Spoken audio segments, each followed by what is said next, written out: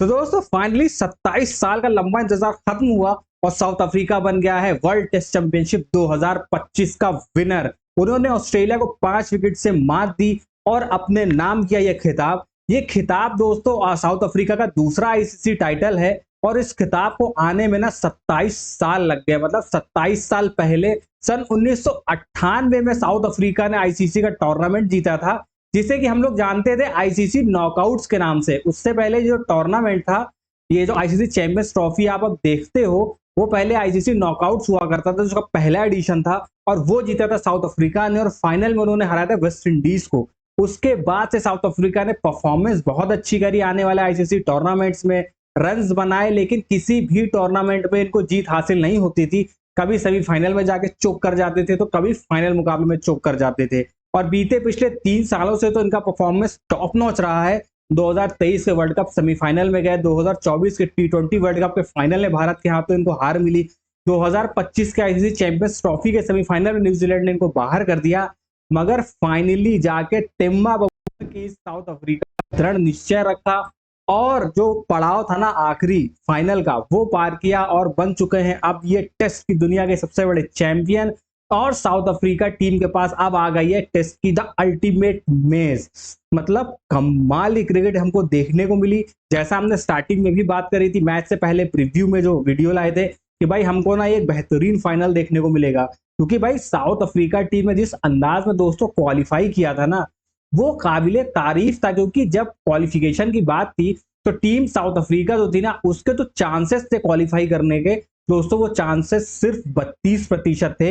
यानी कि उनको क्वालिफाई करने के लिए 8 टेस्ट मैच में से 7 टेस्ट मैच में जीत हासिल करनी थी और उन्होंने वही किया। 7 test matches back to back जीते और उसमें अवे गेम्स ज्यादा थे। यानी कि पाकिस्तान को पाकिस्तान में जाके हराया, बांग्लादेश को बांग्लादेश में जाके हराया। बांग्लादेश को बांग्लादेश में जाके हराना बहुत काबिले तारीफ वाला काम है भाई। इंडिया भी बांग्लादेश को बांग्लादेश में नहीं हरा पाती है, मगर टिम्बा बबूमा की जो टीम थी ना, ये दृढ़ निश्चय के साथ आई थी। ऐसा लग रहा था एक मिशन के साथ आई है और साफ पता चल रहा था कि भाई एकजुट होकर खेल रहे थे, जीतने के लिए खेल रहे थे। बैक टू बैक मैचेस जीते, फाइनल में अपनी जगह बनाई, जहां एक समय 32% चांसेस थे फाइनल में जाने के। अनबिलीवेबल काम किया, अनएक्सपेक्टेड को बिल्कुल एक्सपेक्ट किया और पहुंची ये टीम फाइनल में। और फाइनल में था दोस्तों अल्टीमेट चैलेंज और वो था ऑस्ट्रेलिया टीम का।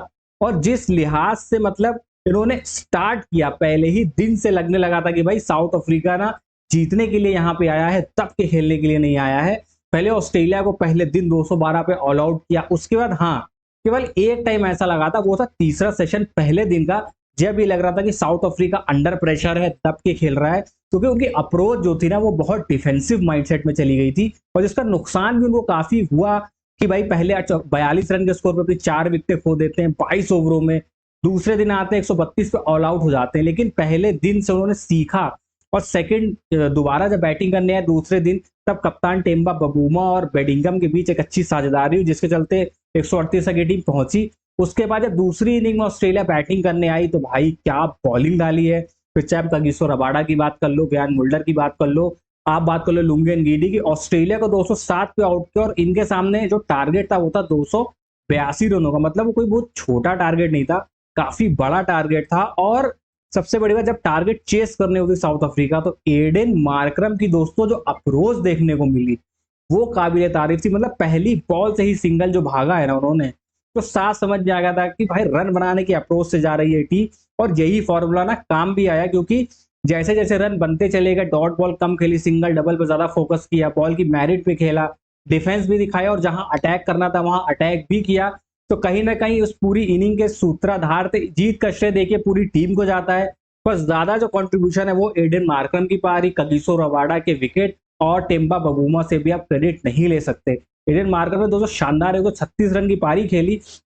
हालांकि थोड़े से मतलब ये क्या बोलते हैं कि खुशकिस्मत नहीं थे, बदकिस्मत रहे कि मैच को फिनिश नहीं कर पाए। पास में आते आते अपनी विकेट उन्होंने गवा दी, लेकिन जो बचा हुआ काम था वो पूरा किया डेविड बेदिंगम और काइल वेरेनियन ने। मतलब भाई साहब, एडन मार्करम की जो ये पारी है ना, ये सालों साल याद रखी जाएगी। क्योंकि देखिए ना, साउथ अफ्रीका कई बार क्लोज आया आईसीसी ट्रॉफी के और कभी जीत नहीं पाया, मगर आज एडन मार्करम ने पूरा अपना एक्सपीरियंस रखा और कोई जो 2 प्लेयर इस टीम को जीत की दहलीज के पार पहुंचा सकते थे बैटिंग यूनिट में, तो वो टिम्बा बबूमा और एडन मार्करम ही थे, और दोनों ने ही परफॉर्म किया। Captain leading from the front, चोट लगी थी टिम्बा बबूमा को, दर्द में थे, भागा नहीं जा रहा था, फिर भी लगातार कोशिश करते रहे। एडन मार्करम को कहीं से भी फील ये नहीं होने दिया कि भाई जो मेरा पार्टनर है दूसरे एंड पे वो भाग नहीं पाएगा तो मैं कोई रिस्क लूं ऐसा जिससे दिक्कत हो। बराबर उनका साथ दिया, कंधे से कंधा मिला के चले और एक कैप्टेंसी इनिंग खेली और दुनिया को प्रूफ कर दिया भाई कि जो दुनिया टिम्बा बबूमा को हल्के में लेके चलती है ना, तो उनको हल्के में लेके आप मत चलिए भाई। वो बहुत बेहतरीन कैप्टन, बहुत बेहतरीन प्लेयर हैं और अपनी टीम को इस मुकाम पे पहुंचाने में ना उनका बहुत बड़ा योगदान है। तो कप्तान टिम्बा बबूमा को कांग्रेचुलेशन, टीम साउथ अफ्रीका को कांग्रेचुलेशन। और ये जो जीत हमें दिख रही है ना, ये सिर्फ इन 11 खिलाड़ियों की नहीं है, ये उन सभी साउथ अफ्रीकन खिलाड़ियों को है जिन्होंने साउथ अफ्रीकन क्रिकेट में कंट्रीब्यूशन दिया। फिर चाहे आप बात कर लो एलन डोनाल्ड की, आप बात कर लो मार्क बाउचर की, आप बात कर लो हर्षल गिब्स की, आप बात कर लो शॉन पॉलक की, आप बात कर लो एबी डिविलियर्स की, जैक्स कालिस की, ग्रैम स्मिथ की, हाशिम अमला की, क्विंटन डिकॉक की, फाफ डुप्लेसिस की, डेल स्टेन की, मॉर्ने मॉर्कल की, एलबी मॉर्कल की। मतलब एक से एक दिग्गज खिलाड़ी साउथ अफ्रीकन टीम से रहे हैं और लगातार कोशिश करते रहे कि भाई अपनी टीम को आईसीसी ट्रॉफी जीता है, मगर करीब आते थे और चोक कर जाते थे। अच्छी बात ये रही कि जो चोकर्स का टैग इनके ऊपर लगा था उससे उभरे और वर्ल्ड टेस्ट चैंपियनशिप का फाइनल खिताब हासिल किया। और एक ट्रिविया मैं आपको बताता हूँ, कल दोस्तों जो तारीख थी ना, वो तारीख थी 13 जून। 13 जून 1999 को ऑस्ट्रेलिया और साउथ अफ्रीका के बीच 1999 का वर्ल्ड कप सेमीफाइनल खेला गया था, जिसमें स्टीव वॉ की कैच छोड़ी थी हर्षल गिब्स में। तो स्टीव वॉ ने कहा था ब्रो ये आपने कैच नहीं मैच छोड़ा है।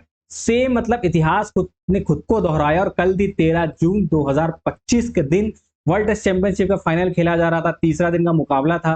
कप्तान टिम्बा बबूमा बैटिंग करने आते हैं, स्निक लगती है, स्लिप में जाती है और स्टीव स्मिथ कैच छोड़ देते हैं, उनको इंजरी हो जाती है।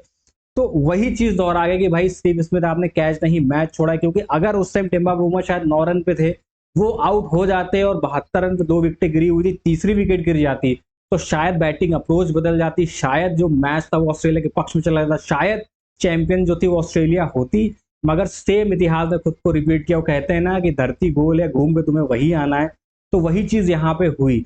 मगर भाई जो एडन मार्करम ने कर दिया है ना साउथ अफ्रीका के लिए, मतलब यार इतनी काम कंपोज पारी कहीं से लग ही नहीं रहा था कि साउथ अफ्रीका को कोई भी दबाव है।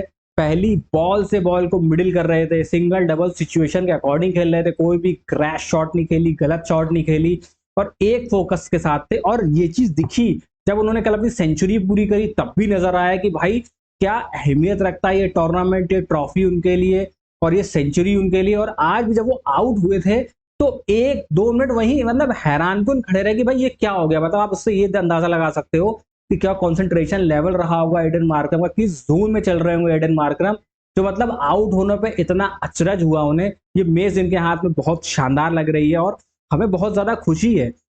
देखिए 2000 पहला जो वर्ल्ड टेस्ट चैंपियनशिप का साइकिल था उसको न्यूजीलैंड चैंपियन बना, 2021 में, 2023 में ऑस्ट्रेलिया चैंपियन बना और अब 2025 में साउथ अफ्रीका चैंपियन बना। यानी 3 साइकिलों में 3 नए चैंपियन मिल चुके हैं और वर्ल्ड क्लास क्रिकेट देखने को मिली। टीम ऑस्ट्रेलिया, जो पैट कमिंस का रिकॉर्ड था कि वो कभी आईसीसी टूर्नामेंट का फाइनल नहीं आ रहे as a captain, George Hazlewood जो अपनी लाइफ में कभी कोई फाइनल नहीं आ रहे थे किसी भी टूर्नामेंट का, वो भी हार गए। और इन सब पे भारी पड़े हमारे लॉर्ड टिम्बा बबूमा, जो अब तक 9 टेस्ट मैच खेल चुके हैं बतौर कैप्टन और एक में भी हार का सामना नहीं किया। हर मुकाबला उन्होंने जीता है, एक ड्रॉ रहा, 8 मुकाबलों में जीत हासिल करी और एक कैप्टेंसी नॉक खेली। जब टीम को जरूरत थी फील्ड में आए और परफॉर्मेंस करके गए। पिछली इनिंग में भी 30-32 रनों की पारी खेली थी, जो बहुत निर्णायक थी साउथ अफ्रीका के लिए कि अगर वो टिम्बा बबूमा की 36 रनों की पारी नहीं आती तो शायद इस स्थिति में साउथ अफ्रीका आता नहीं, उनमें सेल्फ बिलीव नहीं आता। और इस बार भी उन्होंने जो 68-18 रनों की पारी खेली है, तो 66 रनों की पारी जो खेली है वो काबिले तारीफ है। एडन मार्करम की तारीफ हम कर चुके, लेकिन एक और प्लेयर है जिसकी तारीफ बनती है और दोस्तों वो प्लेयर है कगिसो रबाडा। मतलब क्या स्पेल डाला, पहली इनिंग में पंजा खुला, दूसरी इनिंग में 4 विकेटें चटकाई और टर्निंग पॉइंट जो था ना वो था सेकंड इनिंग में ऑस्ट्रेलिया को जल्दी निपटाला। हालांकि मिचेल स्टार्क थोड़ी कोशिश करी, कैमियो खेला, हाफ सेंचुरी लगाई, जिसके चले टारगेट इतना बड़ा हो गया, वरना एक समय पे लग रहा था कि भाई 140-50 का टारगेट ही साउथ अफ्रीका को मिलेगा। ओवरऑल अगर वो पहले दिन का थर्ड सेशन आप हटा दो, उसके अलावा पूरे गेम में डोमिनेट किया साउथ अफ्रीका ने, प्योर डोमिनेंस के चलते साउथ अफ्रीका ने टूर्नामेंट जीता है।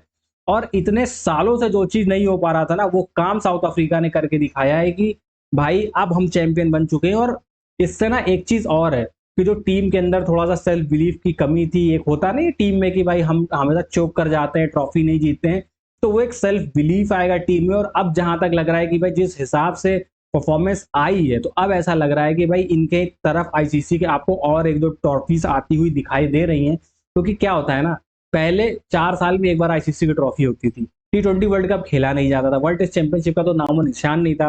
बट अब इतने आईसीसी इवेंट्स हो रहे हैं ना, और जो टीम अगर फाइनल क्रॉस कर जाती है, फाइनल लाइन, उसका कॉन्फिडेंस सातवें आसमान पर होता है।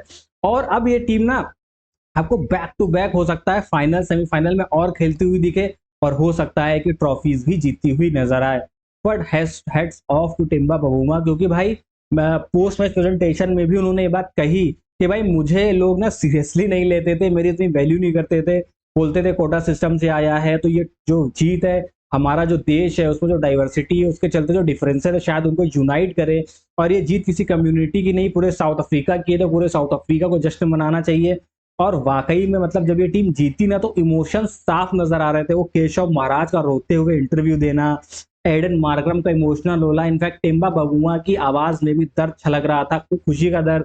और जो ड्रेसिंग रूम का माहौल था, प्लेयर जिस हिसाब से जेलिन थे, जो फॉर्मर क्रिकेटर्स की आंखों में आंसू थे, एबी डिविलियर्स सपोर्ट करने आए थे, ग्रैम स्मिथ वहां मौजूद थे, शॉन पॉलक मौजूद थे, वर्नन फिलेंडर मौजूद थे, मतलब हर एरा के हर जनरेशन के प्लेयर मौजूद थे। डेल स्टेन का भी ट्वीट आया, उनका भी सोशल मीडिया पे जो बस देखने को मिला, मतलब कितना डेडिकेटेड है ये देश क्रिकेट के प्रति। और इनके जो दिग्गज खिलाड़ी जिन्होंने सालों साल इस टीम का बोझ ढोया, सालों साल लेगेसी मेंटेन करके रखी, वो सब आज मतलब जो होता है ना सफल होना जिसे बोलते हैं। क्योंकि सोचिए एक टाइम था जब ग्रैम स्मिथ की कैप्टेंसी थी और साउथ अफ्रीका 9 साल कंटिन्यू टेस्ट में नंबर 1 रहा था, तो अपने आप में काबिले तारीफ है। और कितनी बड़ी लेगेसी है इस टीम की, वो इतिहास बताता है।